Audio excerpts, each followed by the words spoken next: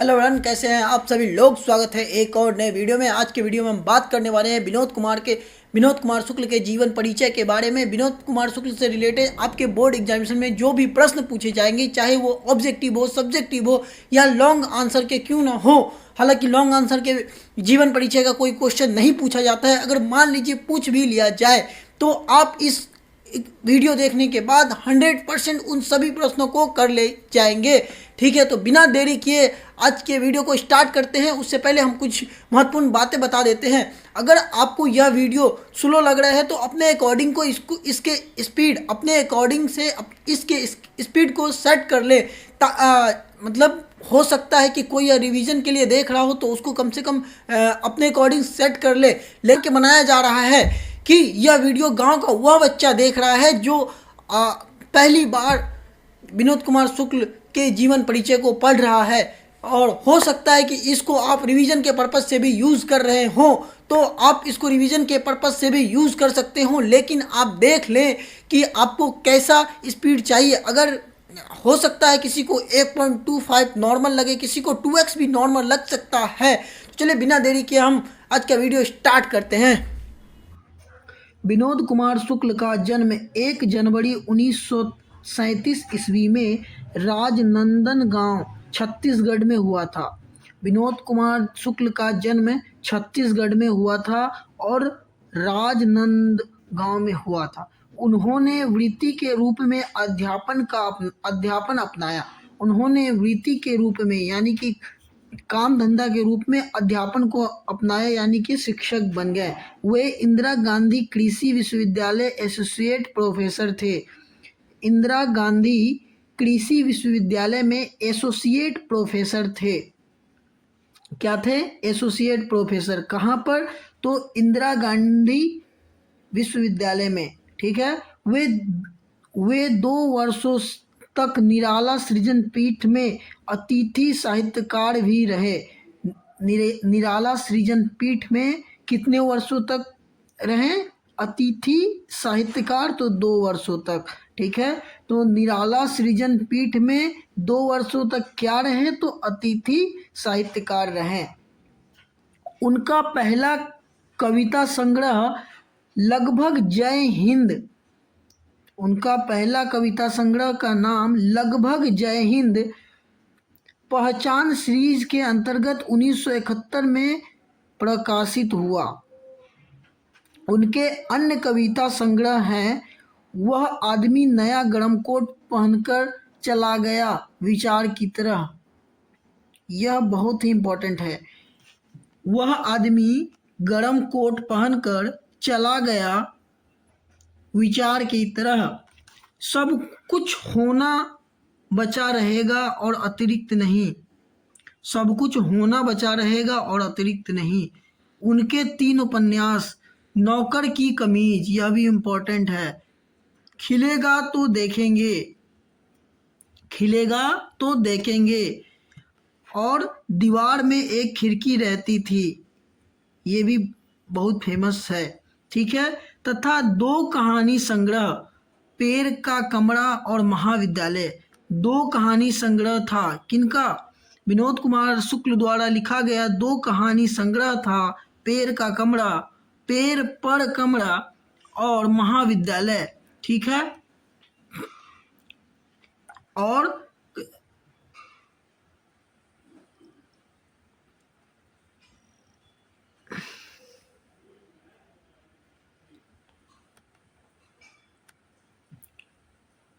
पेड़ पर कमरा और महाविद्यालय भी प्रकाशित हो चुका है। उनके उपन्यासों, तो हम लोगों को पता चल चुका है कि विनोद कुमार शुक्ल के 2 कहानी संग्रह यहाँ हैं और 1 कहानी संग्रह यहाँ है। ठीक है, और 1 कहानी संग्रह यहाँ है। ठीक है, ये प्रकाशित हो चुके हैं। ठीक है, इनके उपन्यासों का कई भारतीय भाषाओं में अनुवाद हो चुका है। इतालवी भाषा में उनकी कविताओं और 1 कहानी संग्रह पेड़ का कमरा का अनुवाद हो चुका है। अभी बताए थे ना कि पेड़ का कमरा बहुत ही फेमस है, विनोद कुमार शुक्ल द्वारा लिखित। ठीक है, नौकर की कमीज उपन्यास पर पानी कौल द्वारा फिल्म का भी निर्माण हुआ है। ठीक है, मनी कौल द्वारा इनका किस पे, नौकर की कमीज पे उपन्यास पर मनी कौल द्वारा फिल्म का भी निर्माण हुआ है। तो आप समझ जाइए कि किस लेवल के कहानीकार थे। ठीक है, विनोद कुमार शुक्ल को 1992 ईस्वी में रघुवीर सहाय स्मृति पुरस्कार, 1997 ईस्वी में दयावती मोदी कवि शेखर सम्मान और 1990 ईस्वी में साहित्य अकादमी पुरस्कार प्राप्त हो चुके हैं। ठीक है, चलिए अब बात करते हैं, क्या बात करते हैं, तो इनको कौन कौन से पुरस्कार प्राप्त हो चुके हैं। तो रघुवीर सहाय स्मृति पुरस्कार, ठीक है, दयावती मोदी कवि शेखर सम्मान, ठीक है, साहित्य अकादमी पुरस्कार। ठीक है, कब कब हो चुके हैं, तो 1992, 1997 और 1990। कितने कितने में, 1990, 1992 और 1997। ठीक है, 90, 92 और 97 में। ठीक है, इसको आपको याद रखना है, यहाँ से लेके यहाँ तक इससे प्रश्न पूछे जा सकते हैं। 20वीं सदी के 7वें 8वें दशक में, 20वीं सदी के 7वें 8वें दशक में विनोद कुमार शुक्ल एक कवि के रूप में सामने आए थे। किसके रूप में सामने आए थे, एक कवि के रूप में। कब, 20वीं सदी के 7वें 8वें दशक में। ठीक है, तो 1900 किसके 7वें 8वें, तो 70-80 के समय में, 1970-80 के समय में किस रूप में आए थे, तो कवि के रूप में। कुछ ही समय बाद उसी दौर में उनकी एक दो कहानियां भी सामने आई थी। धारा और प्रवाह से बिल्कुल अलग, धारा और प्रवाह से बिल्कुल अलग, देखने में सरल किंतु बनावट में जटिल। अपने न्यारेपन के कारण उन्होंने सुधीजन का ध्यान आकृष्ट किया। ठीक है, यह खूबी भाषा या तकनीक पर निर्भर नहीं थी, इसके जड़ें संवेदना और अनुभूति में भी थी, और यह भीतर से पैदा हुई खासियत थी।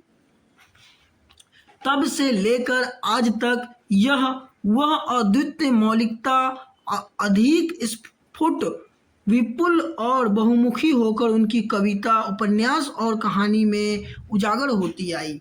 ठीक है,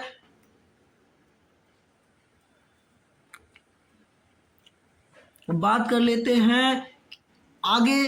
तो प्रस्तुत कहानी के उनके संकलन महाविद्यालय, तो आपसे पूछा जाएगा कि प्रस्तुत कहानी मछली जो है कहाँ से लिया गया है, तो विनोद कुमार शुक्ल के कहानी संकलन महाविद्यालय से ली गई है। कहाँ से ली गई है, महाविद्यालय से।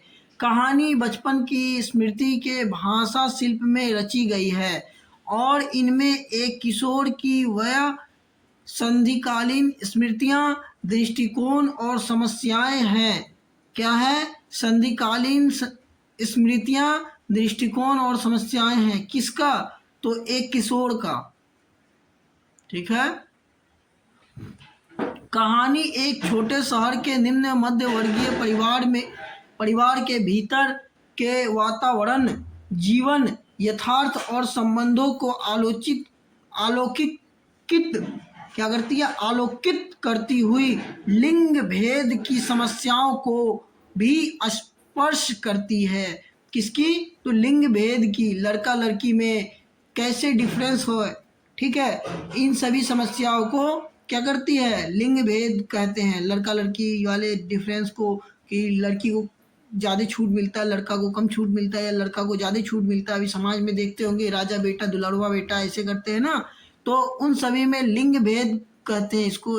लिंग भेद की समस्या को भी स्पर्श करती है। घटना, जीवन प्रसंग आदि के विवरण एक बच्चे की आंखें देखी हुई। क्या है? घटनाएं, जीवन प्रसंग आदि के विवरण एक बच्चे की आंखों देखे हुए और उसी के मितकथन से उपजी सादी भाषा में है। कहानी का समन्वित प्रभाव गहरा और संवेदनात्मक है। ये पूछ सकता है कि कहानी का जो है समन्वित प्रभाव कैसा है, तो समन्वित प्रभाव गहरा और संवेदनात्मक है। पूछा जाएगा कहानी का प्रभाव कैसा है, तो समन्वित प्रभाव गहरा और संवेदनात्मक है। यानी कैसा है, तो गहरा और संवेदनात्मक है। गहरा मतलब सोच वाली बात है, गहरी गहरी बातें। लोग कभी न्यूज वगैरह सुने होंगे तो उसमें बोला जाता है कि वो बहुत गहरी गहरी बातें करते हैं। चलिए, कहानी अपनी प्रतीकात्मकता के कारण मन पर एक अस्थायी प्रभाव छोड़ती है। क्या छोड़ती है? अस्थायी प्रभाव। चलिए, तो उम्मीद है आप लोग यह पूरा वीडियो देख लिए होंगे विनोद कुमार शुक्ल के रिलेटेड। ठीक है, किताब निकालिए और एक बार पढ़िए। ठीक है, विनोद कुमार शुक्ल के पाठ परिचय को देख लिया है। उम्मीद करते हैं कि आपको बहुत ही मजा आया होगा। मजा तो नहीं आया होगा, लेकिन आप प्रश्न उत्तर को बनाएं। अगर आप यहाँ तक पहुँचे हैं तो अपने आप को कहिए कि आप टॉप करने के सीरीज में बहुत आगे निकल गए हैं, बहुत सारे बच्चे से आगे निकल गए हैं। बस आपको कुछ नहीं करना, बहुत सारे बच्चों से आगे निकलने के लिए सिर्फ वीडियो को अच्छे से बिना स्किप किए देखना है। और इसके बाद आपको करना क्या है, तो आपको कोई भी ऑब्जेक्टिव सीरीज या जो भी है क्वेश्चंस लगाने हैं। उसके बाद कमेंट करके बताइए कि कौन कौन से क्वेश्चंस बन गए आपसे। कोई जो नहीं बन रहा है वो भी बताए कि नहीं बन रहा है। तो अगले वीडियो में हम जो जो क्वेश्चन लगेगा कि यह इम्पोर्टेंट है तो उसके लिए हम अलग से एक वीडियो बना देंगे। तब तक के लिए पढ़ते रहिए, मुस्कुराते रहिए। बाय।